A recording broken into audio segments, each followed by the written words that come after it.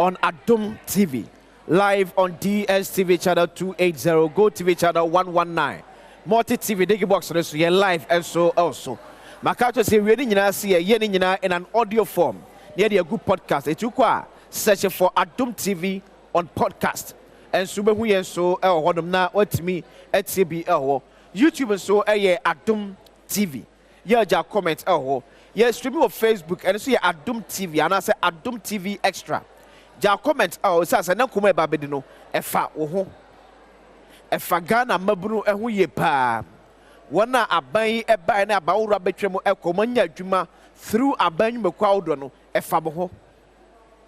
This is the first time a certain president has a Ghana this year monya adwuma ye mabunu adwuma munya no mummo ho konta mfa kire me baabi asinto on ka emfa kire me baabi abasbode on ka emfa kire me kwa betimi afa so a ye betimi asiesie bidi ne akwasi inse ne badwam afri asante manteman nkrokumase ye wo bantima Pentecost asafoda no ekasie emu aha na ne youth employment authority mpedfom ene hye egu akwam sem efimre santini a yete NYEP eman be wie waye enyuma dudu a atimi akreti dia ma Ghana emabunu enyuma akreti dia ma omo no edo be na dia bro mo akwansidie be na ewom wona efiri makode agye omo kwan esen etina Ghana mampena na adodan kokufa e try ne tosom from anapa 10 to awia 3 se wotie emabunu ensem eti question bi obia no bebisa mampani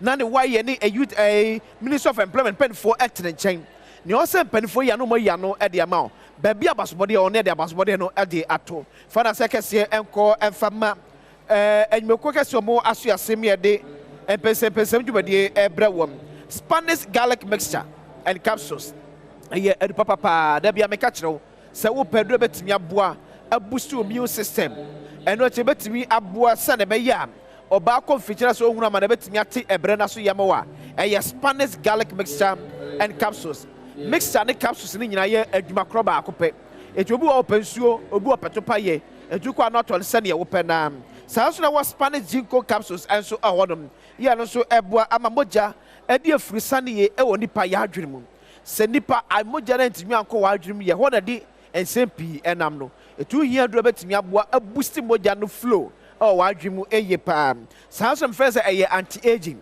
ye ne pese be yin papa ba ku wa da me dey kire na me bo ne age kire wa yem kra be hyew because onyini so still body no era so young unya Ghana Spanish ginkgo capsules na no etimi aboa ye pa pebito ewo okanshi drug lane tenated herb repatch herb sanso ena widama herb ewo ashaman Equity Pharmacy, House of Drugs, Jukat Pharmacy, Ewa Kasua, Dependable Herba, Ewa Medina, Noliko Herba, Ewa Huenafi, Abed Sam Pharmacy, and Su Ewa Home.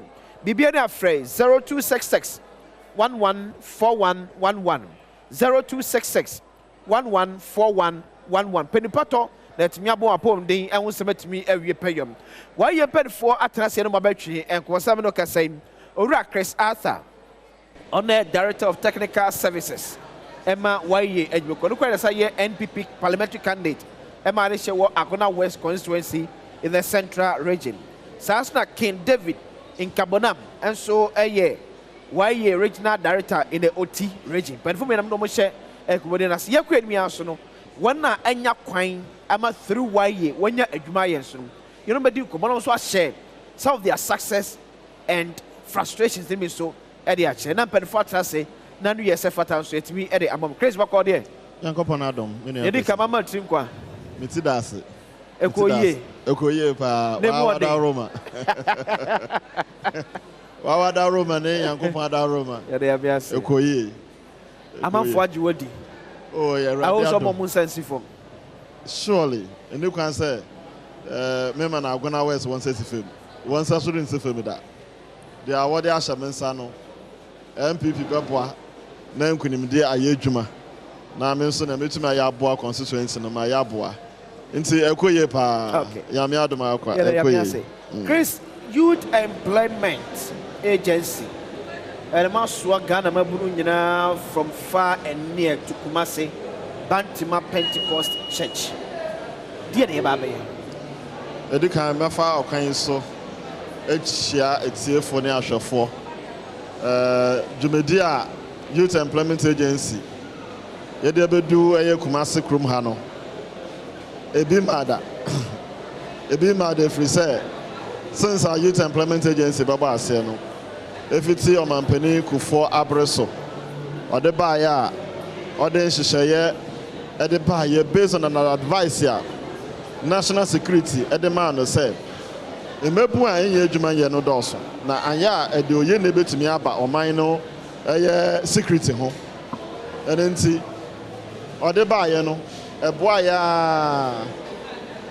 ya fa mebu na adwuma mu ene na wote tete no wote kufuo nurse kufuo teachers kufuo police enne sa aka se yi a abaye baby azum lanyo eba ye nti ede adwuma ba ya boa ya mebu ni bi fa mu a ebenya mfaso ebi mu fa ho abaye teacher fo ebi mu fa ho abaye police fo ebi mu fa ho baye nurse fo ankasa edidi mu a na abansesa ba ye 2008 no saban so do so mu kakra adwuma na edu ba bi o mo sesa ne din kra ba ye ne yes no engina na o mo sesa no ba ye ne jida no so engina na afi de ekorma se bedwomu efamra kwan so na ebenya no Youth Employment Agency nanso na botai ne yekro no a botai no ana se ebenya adwuma eda ma ye mabu no ai wo man ne mo asudi mu na aban asen asesa bi mu a eye owura ke Jason Kodua Frimpong na start here wo 2017 na didi mu a be wie owura fiba Japan so a ya guso ye adwuma ya fa mabu na adwuma mu ya tete mabu no edubre twa se yetie ohawo kakra ewo ho ama nhyehyɛ kakra ewo ho anamonto bi atwa se yedan yensa na yetie woni aye adwuma no nso omo consent omo hawo na afi yede pe way forward na ne kase ye ne se omampani a omanyi sika ehye ne nsa ono na omanye tumi ono na omanye ahoden a yede ye adwuma yi se on tena nkran na emetie na ekwobo ne amane opese obetena ha no tie beneficiaries no omo nsem omo haw na yede fa so efa esa ye nhyehyeye ebeboa won with the purpose of having sustainable employment for them na ya hwe omo exit strategy no say womo ne ye adwumu a 2 years no ewi a yede won he yede won fa he sa nhyehyeye no yegusu a yebo ho bra nanso NCP yenya the national policy on it yakasa yewia ha say there say police for na fa omo adwuma mu with 2 years ya yemfa omo Ghana Health Service for na mo ye adwuma yemfa omo ana prison office na ye adwuma yemfa omo yenya national policy on it the ye ni na institutional arrangements say ye ne Ghana Police Service for entem ne Ghana Health for entem we need a national policy. We need a programmer, a bayan kasada and says to say, Yankola ya for Mojum Youth Employment Agency. Youth Employment Agency, Adreno, and to say, ya forward Juma Affable. Into your brony friend a stepping stone. A Bibia Wujinaso, now what they are pre Bibi. Into your daughter's swat. Now what that's why. Name Yanyamwa. Enwie peye te twa se ye boa wo ma fi wunya adwuma eye adwuma afebol na eno no ehwo hyehyeye nti ena ye de abodu Kumasi krom ha se beboa na ye tie nkrofo adwenkyere na afi nso omampani wa ha yesu afre no ne mpanimfo ne ministers me de megidi se BPS san wo mamu bia start wo nkitahodi a ye di nkitahodi na CP police for ha Mofra ye oma for munsem wo ha oma ye adwuma 2 years and 4 years the police force on recruitment na say omo ntimi manye quota say the man kwale at least almost for 2,000 and mama even 500. Ya beba honom because Sanya manunti ni yabaha. I remember say the last time I share Okuma say Prempeh Assembly Hall. Yedi sound kumo we. Emane ko ye say what for be say Omeye National Service e wo ho. So what for be say through YE Omesum or my Ghana wo ho. Na say ebra so see e pa manfa for madwuma say ye please ye Ghana Health Service. Dey twa san ko forija. Eko for mu afa na bi o mu free school abepentet here. Then there's a challenge. So we got into the policy. Yeah, okay, wasam. Ken bako there. Boko minya. Okay, the King so the OT Regional Director Edma YE. OT Region to say? Boko, bibia boko. OT Region boko. Boko, bibia boko. Asumdue ho. Asumdue ho. Emabunu ni aje. Omani aje. Ejuma no mo yom sika ne ba. Omani aje. Omusika no ba. YE e OT Region to say? YE e OT Region said the minu na eka bibia ekoso iye. Emabunu dudo ana ya fon ejuma. Omo so omo enya bibi kakra omo de boa omo ene omo busia. Week ya ye wo mikura even nura ebi mfu efra me say omusika abae enti minu kasa YE said na emra atwam etaye se bia ye bedi omuka bosum bebre no sa na mane nyina ya de a eto atwa omusika no eba regularly ema won. And so bu enkom minim say bia na uni the actual figures are about one so a emabunu say na war in the OT regional a benefiting and the one YE. Minu kasa is a menka eni atra ye wo beye mabuno 1,500. 1,500. Omo ewo YE payroll so a ye aban e na ye kasa minu we kasa yi. But say ebi ma isete. Over the years ebi ma ba mo ko. Na me ka ye kasa yi omo a omo payroll so a omo ye YE beneficiaries under various programs and models. Sanitation model, CPA, prisons, skills training and a business supporter they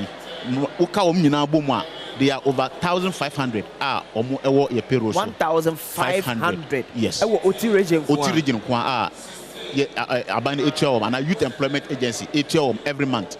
Okay, so this issue no say obi wie na mpese e fa the place mo de ba enkran for ye ho adwuma de amam ho no ana say mo am so kwan fa so a mo ne the regional police commanders no ekasa etum pushi YE beneficiaries into the system. Yo minu ameda say said the Chris edikan ekaye no wo hwa ye nheda any national policy bia e guarantee say obi aye adwuma under youth employment agency ebia wa dedicating no ho wa distinguishing no ho na ye ntumi recommend na automatically on joining the police service. And to say bibi wo ha obi be ya ebia at the personal level and na obetumi esa ye nheda any nhihye bia eda ho sa.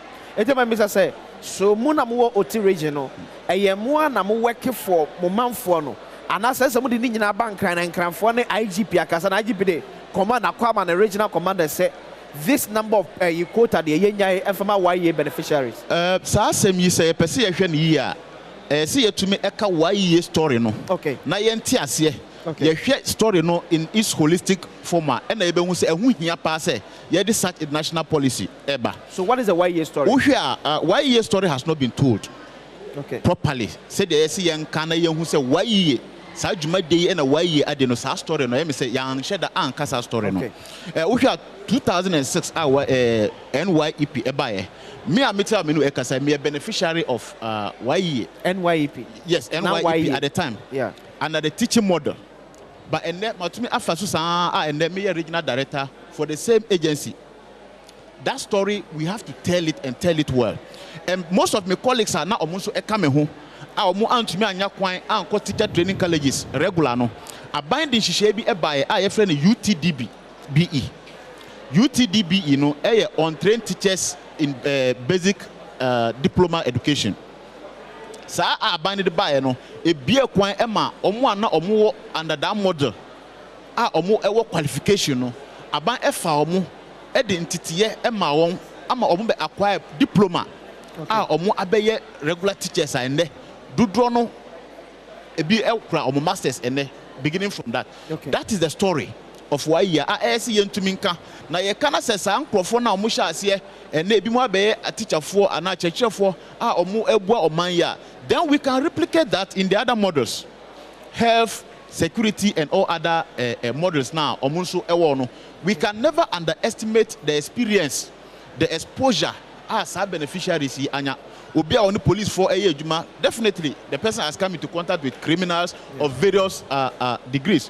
One who ntitiye, one who said the omoye omuniema. Enti sa nipa ibi na emfie mienu no aso na waja na okofie no. I think say it is even more threatening. Emra na oni adwuma no than say sia waba into contact with sa nipa ibi na o kase onkofie nkotena.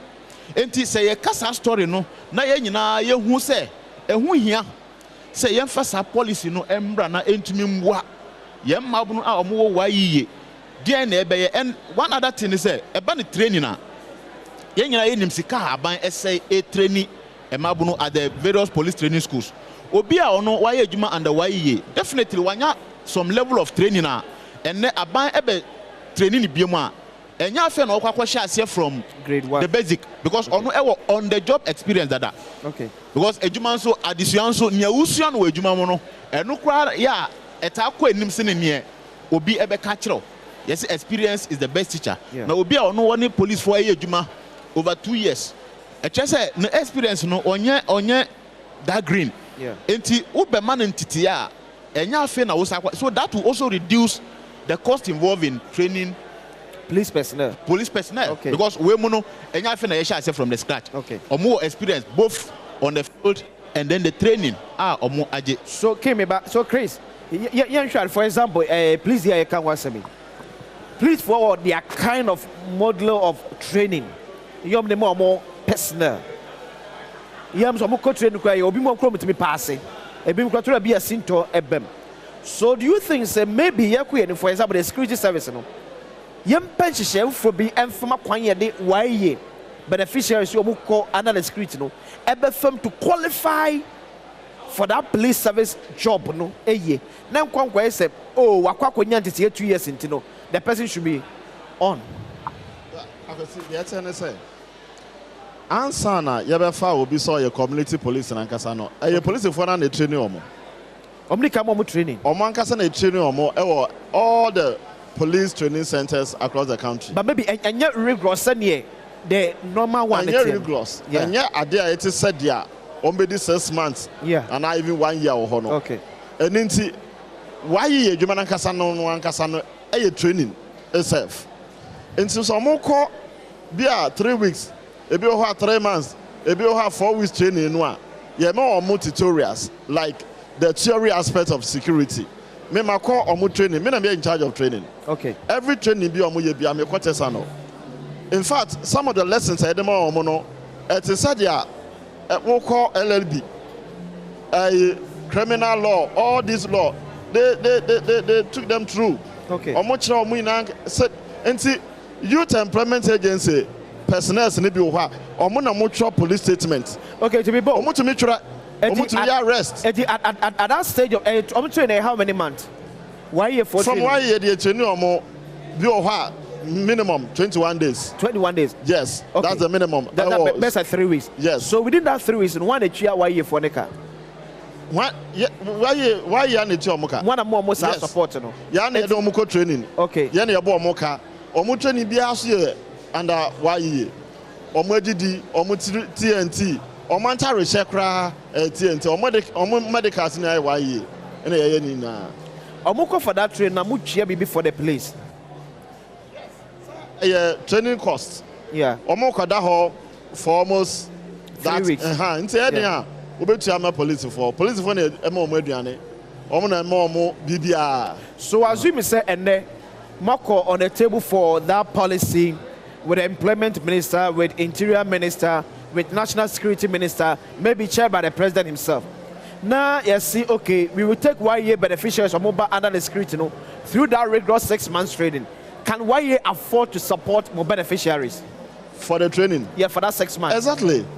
Sir, the boy crown no because some fans say you have 15,000 beneficiaries under CPA. Now you be training omo na you do me remu. You be ye be 5,000 a free mu, and now 2,000 a free mu. Says you can anke be just 5,000 over the next 2 or 3 months no. Okay. Says can you cap one near the kama police force omo fam mo training na. It will solve the issue. Okay. And see, sa policy no every time I ever sign an MOU, you to be the same MOU no more with them. Say every time I'm over normal recruitment, they should give 1 year a consideration, but a consideration is not binding. Yeah. When you appeal to someone, it is not binding. Now, Ghana Police Service is also a service on its own. Yeah. They have their own acts. How to recruit and those things. These are laws, they can also not bypass it. So for 1 year to be considered, it should be a policy. It should be a government decision. Say in the person, no. Into a banner say, Yabafa, Ebia, some more 5,000, a moment 1 year quota. Ebia or more 4,000. Into Nkolana Yetu no mono, Moana Mutiti, appraiser report Ebano, much me recommend this, and Yabamamo, Sankrofui, now ye can't Sankrofona between woman. Okay. And see, these are all parts of the discussion. Yane or Mampeni, Ebayan. Okay. Because me did some Kolani baby sa. Or Mampeni Sube Yano, ye no Yakaka Hunsamano, Nafi, ya direction, no, I a debefa. And see, you go so yet to home and cry. It's the idea now. Before see a best science, MOE, Sebabaso and I say Embassy. Muko Ghana Police Headquarters. Na Mushia Director of Administration. Nam no what say Eddie, one must see into the money yet then say. You better consider why ye beneficiaries are under the community police for formal recruitment. The money is difficult for them. The only difficult aspect is number one, the police management system, that they are regulated by law. Omoankasa omombra and a how to recruit. Yeah. It does not factor in. So obi beye adwuma wo wase entifano automatic. Okay. You have to use your qualification criteria. E won mre no mu no. Nti omo advertise so obi apply we why you new. We SS no what apply na so qualify be fa. Nti no and give you any preference emma obi a wasase so. Ebebu ni bia ena ye ka say why you for ni de it twa say yenya mre bia ebetumi akova wo mo because so consider only the qualification SS qualification nko there and there you betumi ya say sika dodo any fresh graduates. So maybe the Ghana Police Service and so share adibe say if we are say konanim gone are the days and if we say bia say we be go school betumi join the Ghana Police Service but then because of technology digitalization it is a me fa obi adwuma or some before bia eni mienu enhwe toam ba akom de ba or some people be ali na ni ba akom betimi ateto to ba akom so obi obetimi akenkan obi obetimi atwero should be my reason for employment there then basically also why you so share the kind of crofo a ye really omo menua why ye adwuma no enye say e ho ma won e amanko school. Okay. Obi ya fa no why ye bia wanye school kura na ye na senior high school. Okay. Senior high school ni bia so ni ho a wo training ni bia mu a wo hu. Sure. Since we we senior high school, ade bia obi training wo bia obetumi aye. And a memo example say, wo call some of the police stations are police for ni di advance here. Say nkwala ni be to me a trust statement. Okay. It to me lead arrest. It to me assist police in so many aspects here. Police for ni be mu kra e bro monte aseso. In fact, many the former HR, Director General of Ghana Police Service, Edwinsia, Edu Yeboah. Okay. Ni didn't na free me kakra. Okay, chem say Chris. Samiami wo tumi a anka kwara bi gina Tesano traffic light na ase. Yeah. Na me police ni se me du wona me ho akwara se de osumi direct traffic. Etumi mama se emu ye choke dan kro otumi direct ma somdwe ba no a. Se me otumi anka me na wura police ni by force. This is a recommendation from a police officer, a senior police officer, and cut across the regions, districts. Me will be Waguna Sodro police station. Police informed to me every year be or move recruitment to be it to me fresh open opportunity. I'm a Colano. The reason to moon to me and I say, and I say, apply with your SS certificates. Okay. Ebi Colano. Ne must be near Juma. ne science bi below. Says a bibo. Why quota na mo pay and answer pay compulsory enrollment of YA beneficiaries under the community police into the police service? You hear one commitment from the government, and then a binding law that say you only YA juma with any modular. Say ya banya jumo, say ya ankran jumo. We juma no ma sa abrantia no opportunity first. If you are recruiting, even in law we have preemptive right. Preemptive right that if I am in contact with you, me know na ye juma. Say if we are sharing, floating your shares, give me preference first. Until when you are na ye juma, 2 years, 4 years. Obefa in Crawford, almost the same level with that Accra. Why don't you consider him first before you go out to fetch? Until the year pay in a policy decision, a decision a year per se. I bind you to my I bind Edian and Maraman say Ghana Police Service, Ghana Health Service, Ghana Prison Service, Ghana Fire Service, Mofas Uncle ya, Moma or Mukota. Based on the Abayama Musa Monfano, Abayama Musa, if you Monfa 3,000, Momo YE, AB at 10% of that quota. No, near Faman Kola or more excel in their services with you. Or more Mochimia, Jumanama Asani, Muntumima, more recommendation, no Muntuminka Jumano. Because I answer, said the American, you know, we in our attempt to create job, we are rather creating security issues. Because some of these beneficiaries, any police for Equabian bank, and a year juma, or money in bank in and out. Our first was our cafe Jumana with Jano. Now, Kafa, Nature baby, a fiance on baby SS, Okuta AA, BB, CC, or the Abafan who have a police in here. I may don't know Bejina, so on the police of Ninya Juma. Now, on no enco fear be more. Only Makwanya bank no HMC Sika. When Makwaya Bank and Ifan Sika fee a Hawker Bank of Ghana. These are all security matters. Into where a divide of politics, we need a national decision on this. Sir, German Yakuta. Now, Mefa acquiring so about Ghana Health Service and the Ministry of Health Abaso. Okay.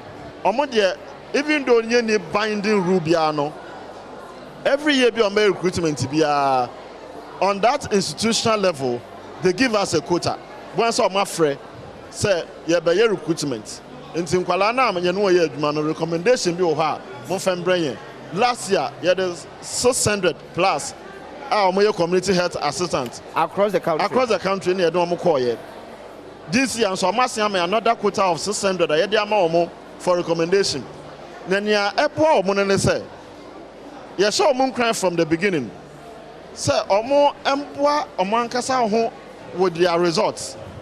Because the fact is that your person found also interested, almost lower qualification level. Okay. You must take that advantage.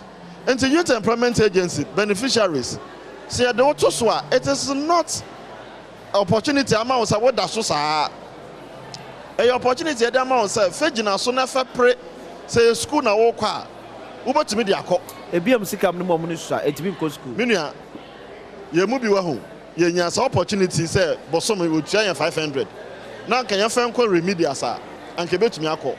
Now in Tiambra say who go school now sign your beneficiary. Yeah. Okay. That decision and that discussion must be clear. Okay. It is not illegal. It is not against any law that you are 1 year beneficiary. It's beneficiary crowd now still but me. You can go to school. That is who you are. Yes, that is why we call that money allowance. It is not a salary, a allowance.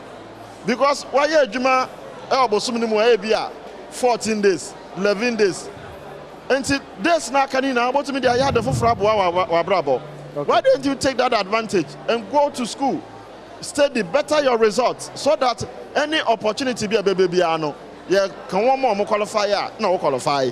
Chris Arthur, Director of Technical Service, the Youth Employment Agency, and I King, and so I also the OT Regional Director of YA. When you pen for an pedomo and Komeka say, Jumedi Efri Kumase, live from Bantima Pentecost Church, and a day from the YA Beneficiaries Forum, and a Ghana man pen His Excellency Nana Adom Kokufado, ɛtena to so from anɔpa no do to awia no mmiɛnsa na wɔn a anawai wɔn anya adwuma ayɛm ɔhaw ɛne anigye sɛm wɔn anya no wɔn ne mampanin ahyɛ ɔhaw yɛ wɔn so mɛka de akyerɛ mampanin sɛdeɛ obi afa ebi ansi obiara ɛna obi ma bisa question wɔn mfa akyerɛ kɔtɛɛtɛɛ no menyini sɛ obi awia bi kyerɛ bisa question ama ken wo ne ɛkɔ bisa mampanin sɛ ɛna sika ne mba sika ba ka kyerɛ sɛ ba ahaw sɛ mo bɛyɛ wɔn saa the beneficiary biaka. Okay. In fact, last time I hear payment, nefe ni miyam ne say. Mijina beneficiary for the mayor government for one year musia adepam. Adepam yeah.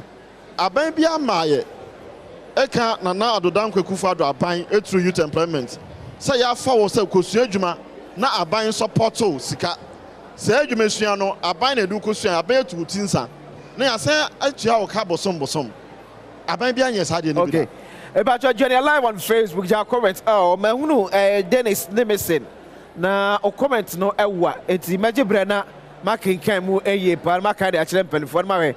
I knew you one more on the Mawo. Hey, we have said a full page. It was a journey on Facebook on Adom TV.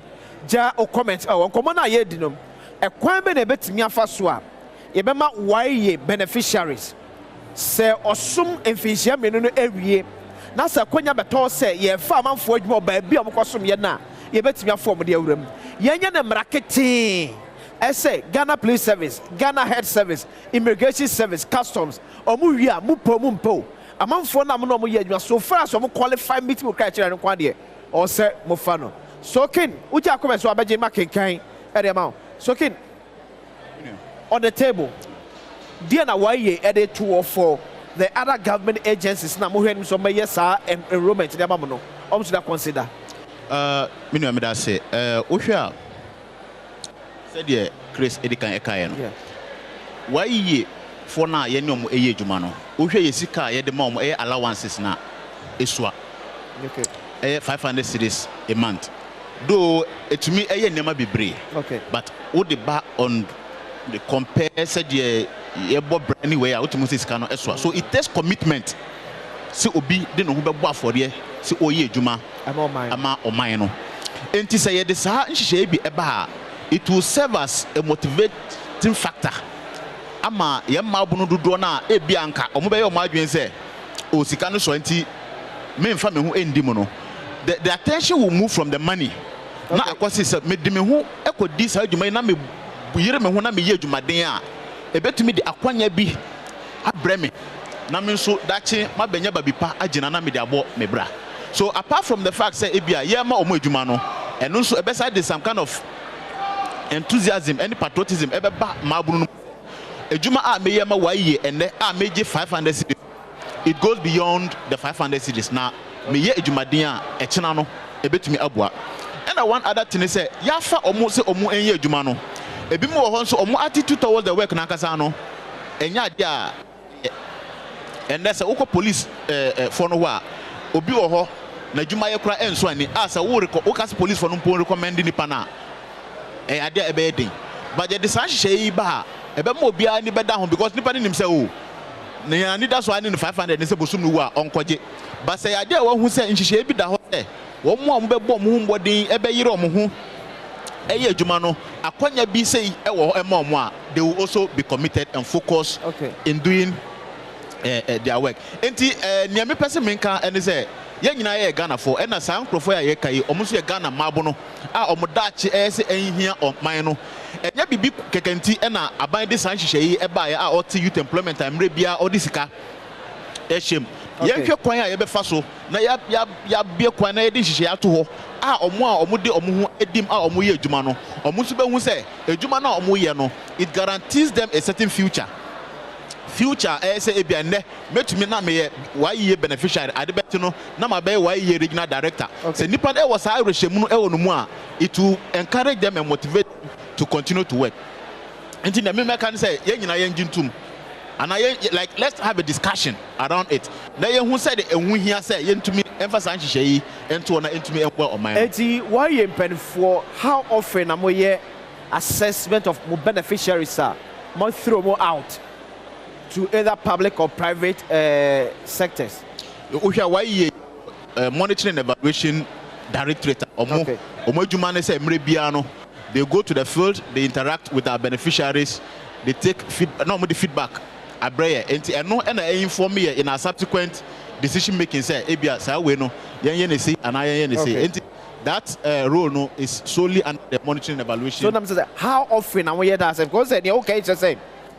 On program here 2 years. Yes. So say who transfer 2 years now so now access nipa na it be somehow difficult. Now make sure I said with this monitoring evaluation every month they go to the beneficiaries. Okay. Omuko any omo supervisors hono mo dinkita ho. They take feedback from and no mpo na yedu hu say we eba adwuma na also mbusi yentua no ka ayentua.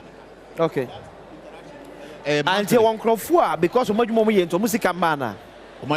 You want crowd for more adwuma yen and so anything more music man. Yes, yeah, you read time sheet. And your threshold obeso a ye betumi atua. Okay. Say ebia wo ko adwuma less than 14 days within the month. So that's only about a punctuality. The punctuality. But what about the effort? Nipa no effort or they share you. How do you assess Nipa no democracy? Because yeah. So Ghana Health Service here. Or you mention nurse penny be asset. Okay. So nurse penny no time sheet no. Yeah. You can say month no or no assign. So assign meaning so certified with the service of that beneficiary. And sign why you fuck a first time sheet no. Fetch me. Or sign no in what food? Or sign for say obey Juma. And now sign the Juma na warrior no. Now your punctuality. Okay. Your in-depth knowledge or the Juma. Okay. Commitment. You see, Ghana Service of Foreign Casania Juma Modiama or my some kind of standard the deal or more imiti. Okay. That thing is on the sheet. So you just mark it as it is. And it is said the Ghana Education Service is so now. A teacher for in every month you appraise your man say chomoka. Okay. The same thing, the same porter. Yeah, appraise once. Yeah, chomoka. Na yadi no nentia. Say appraise na ye chomoka and say. Adia no e training no. Akwesi? Yeah. Sa adwuma na yade ahya wonsa no e entity a form of training. Okay. And yeah, a permanent job station yade ama wono. E kan wontete ye no ho. Enti yetetew na won pese yetetew. Yesmaw ye won pese yesmaw. Ye pese ye kire adwuma no won pese wusua ye ntua woka. Enkwala ye de won call adepam esua no. Won say no no e purely private sector. Yeah. Aban ni mu bebre. Enti wan hwe ni ye a obi beji sika no a on ten ne ho nkire akwala na adwuma. Akwala bi so beji sika no a on ten ne ho nkwa adwuma no. And say, I don't know much is any the adding pa. I use a one not meaning na man for you issue. I said payment no echo direct to the beneficiary na me. For example, we go cold store our Medina market. Makoji obi free why yeah why for the car any support the kakana me the man no to sum up at 800. Now near why ede emma me worker no. E ba me worker no phone so direct. So now, how can why assess say nipa na ye twa ne ka no why adwuma ni nyina ye anase wonya adwuma se na se fata ansa na why ye be send say sika no de ama kwala no. Okay. Masa no ene why ye monitor e with the same dashboard. Okay. Inti ansa na ye be ka say ye ntwa we ka no ene ya ye BBFN verification. Okay. Ya ye BBFN verification. Yeah. Verification no na be gina say ye ntwa no anase ye ntwa no.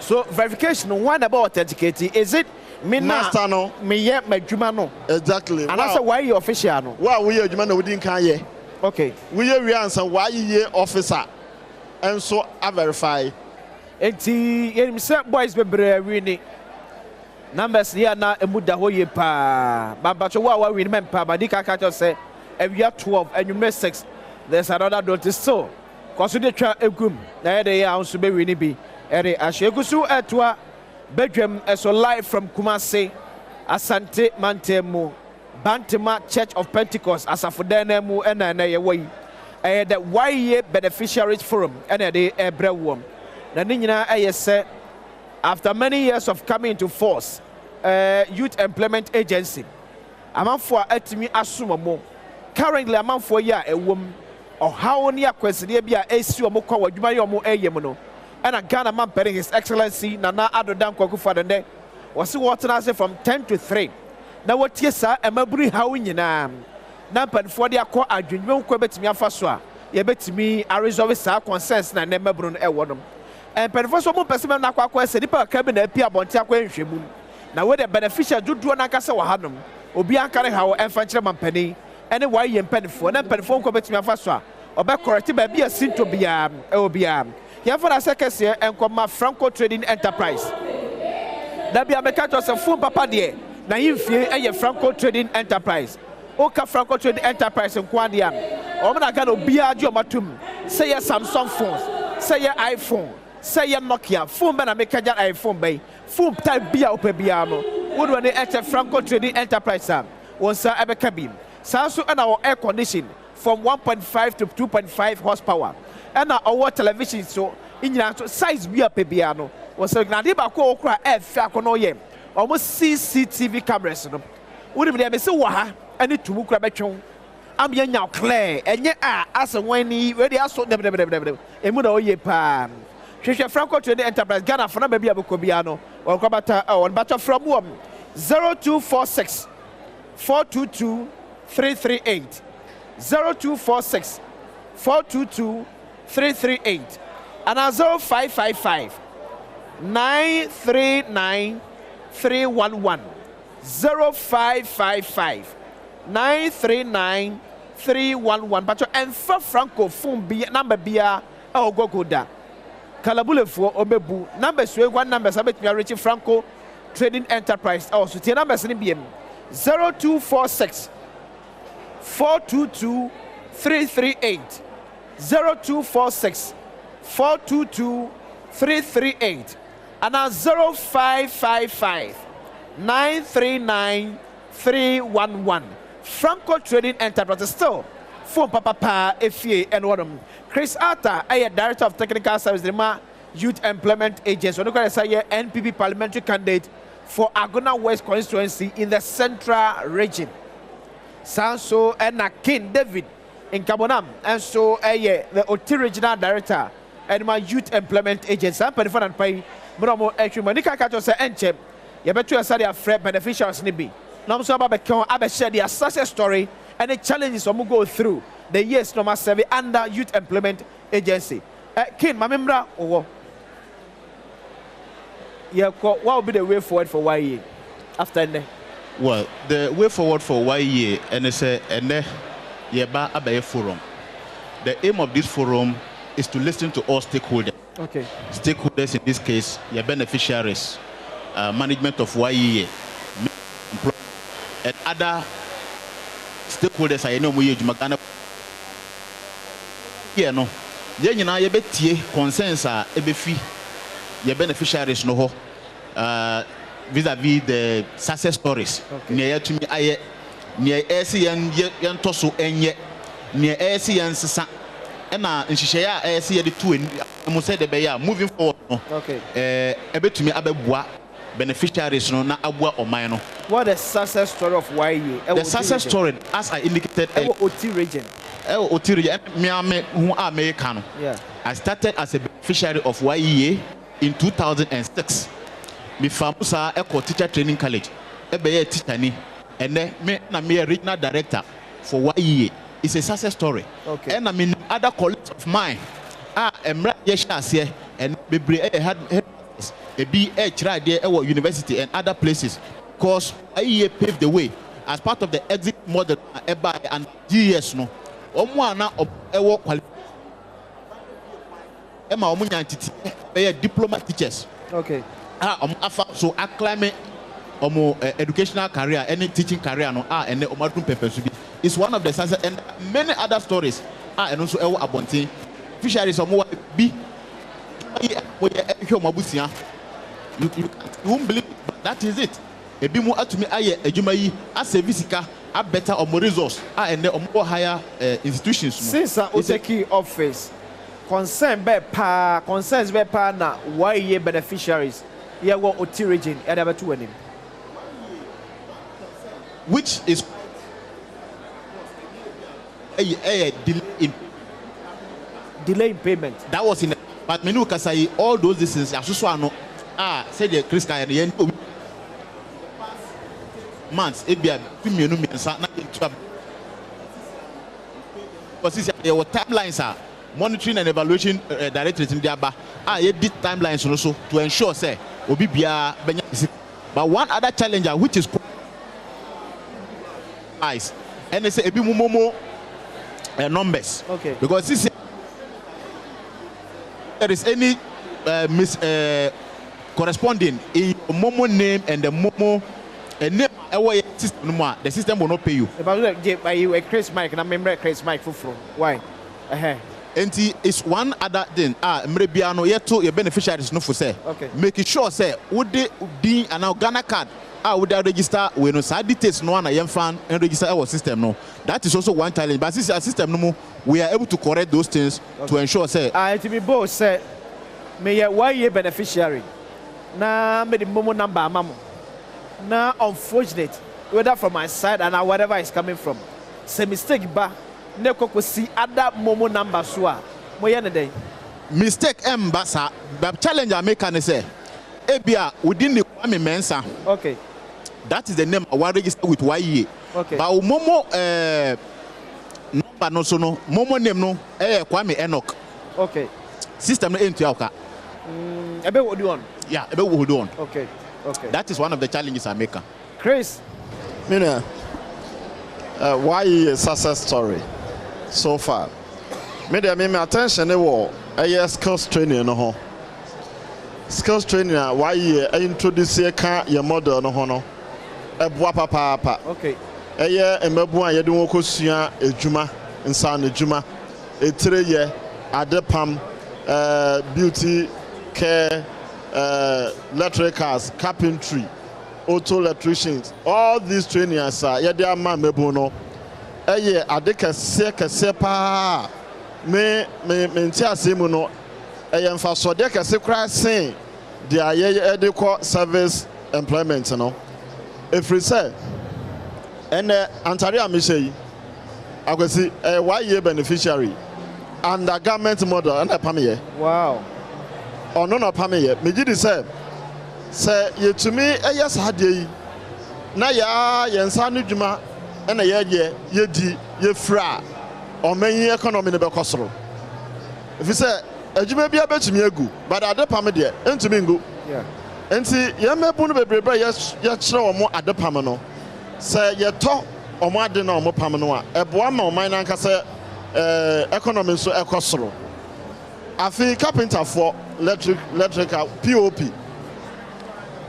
na no atwemu na POP bebre etogofo na ye yami aduma ye training mebu be almost 2000 omo ye POP oba asantemem ha ye wonkwala no bebre asua sa adwuma yi so omo ye na eye fa ye nkwa togo nkafa nkwala e me ye POP maye nanu ya BRI eye woni omo ye bricks ye training 250 omo so asua sa technology na aba foforo no a ye disi dan no omo so asua ye hu adwuma nkwala ya fa omo wo nsa na adwuma wo Asante region nko ano ekọ 3000 ensa no adwuma nko a Asante region nko 3000 ekọ 3000 nipa 1 2 3 sa 3000 ensa no adwuma nko a ye di amawa ya me ya sanso ti omo ka bosom nti sa nkwala no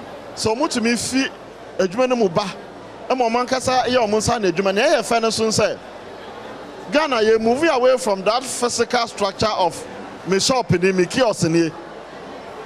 And I say to me training omu wie ya don to why ye app no so a.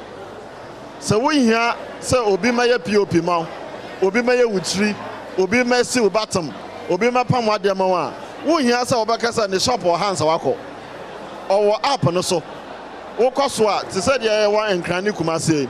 Wo per car akọ ba bia, obotumi aye car request phone so woko waye artisan app no so a wo enter pe telafo a area ha ina beba wo app no so na app no Ghana for do say nim Ghana for no behu nkoma ye no gusu di. Okay, what's the app near there? Your friend waye artisan app. Waye artisan app. And for example say me call Google na me bo why artisan kra na se say under construction until say between we yimu na awie no na e do ato so.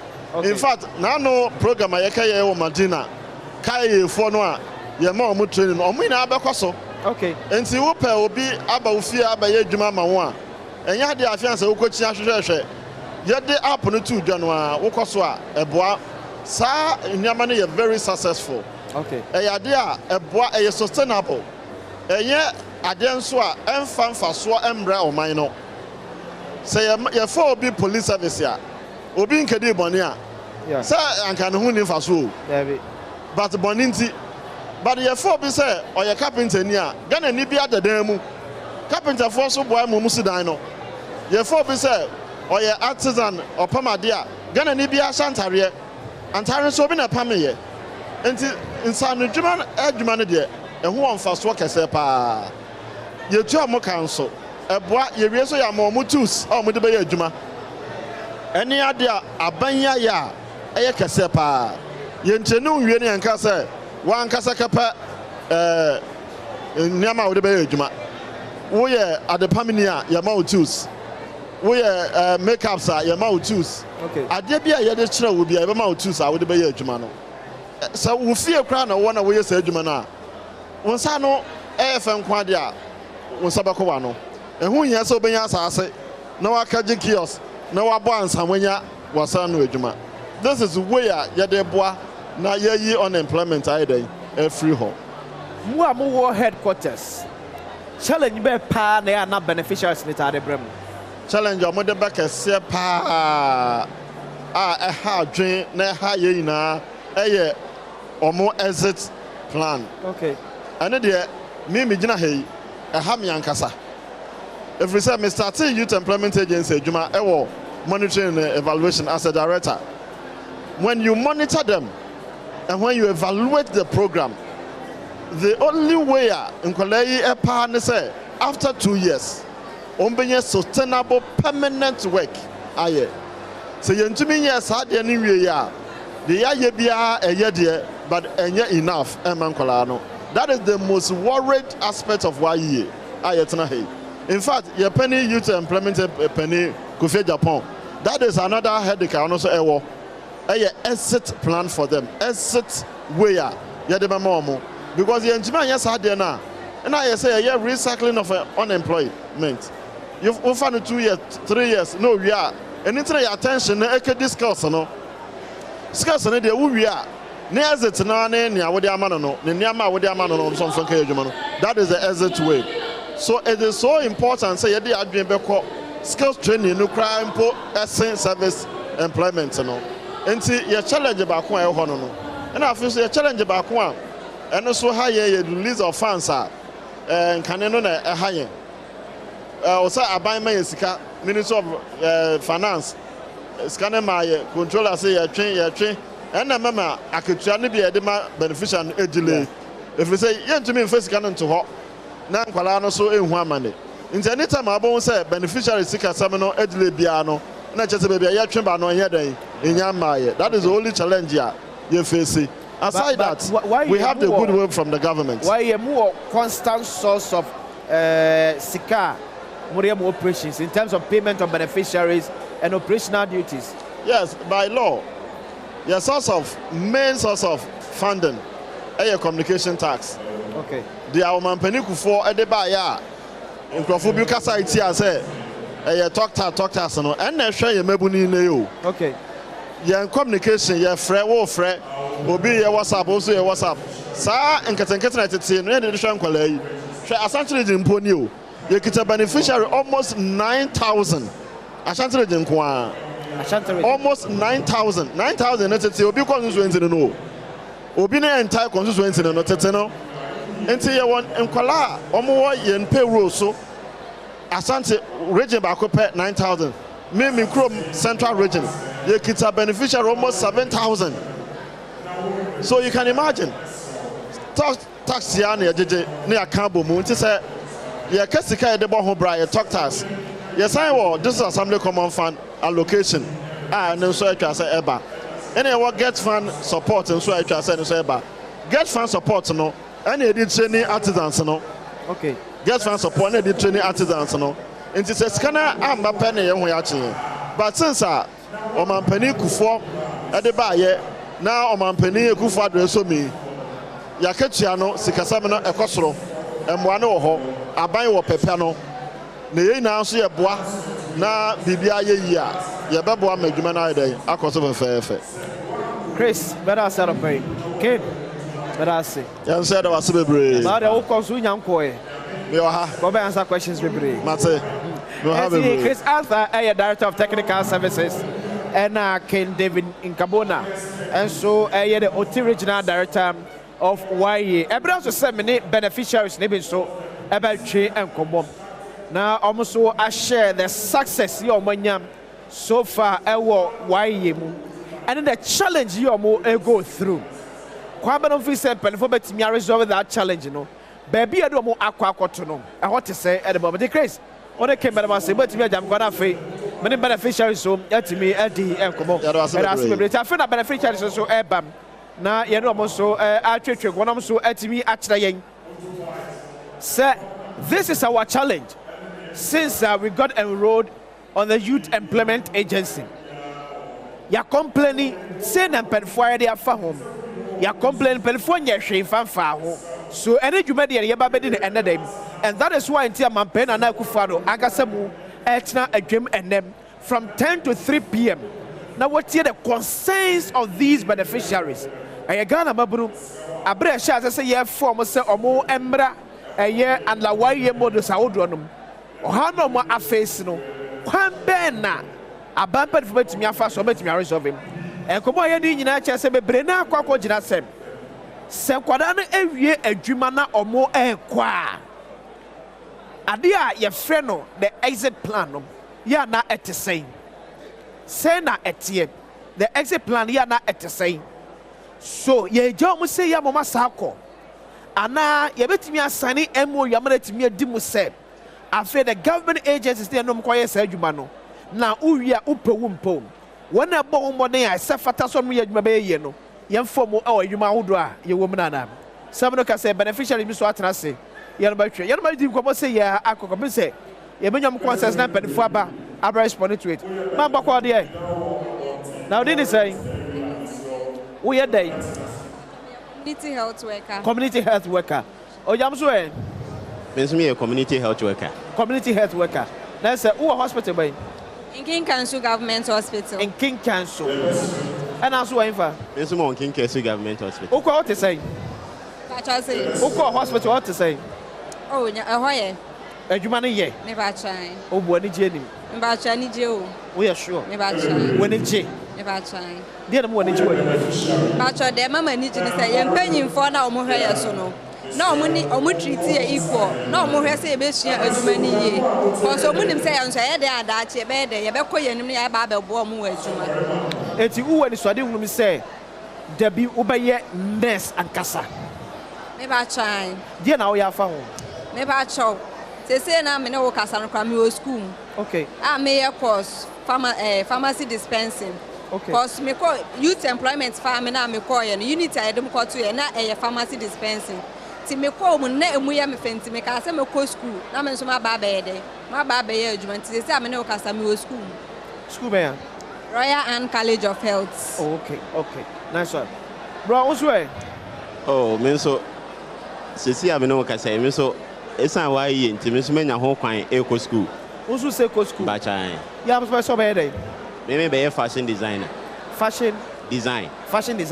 and you be free health na be fashion designer ba chan adai the tie ne say me koye no health no boa me e ma me hu niema nanso fashion mo so ye me field de me hu say ho so be boa me eti adenti na on skipping fanko the government service no na rather so health sector on sa na ye adwen say me ye no nanso bra me ko school no my mic remember from Accra me bra me ko school no nanka me pese me be ye pharmacist okay ba me ko na me qualification no emboa me ma me nko ho e na me de efa fashion design se SS qualification no emboa manko na wonye receipt bi as time I walk away.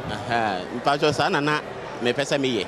Okay. Nanso ase me hu ni se bre no emboa me. Nti me hu ni se fashion nso ye kwan a ebetimi aboa me nya bibi akura mu da. Fashion why ye bi dada?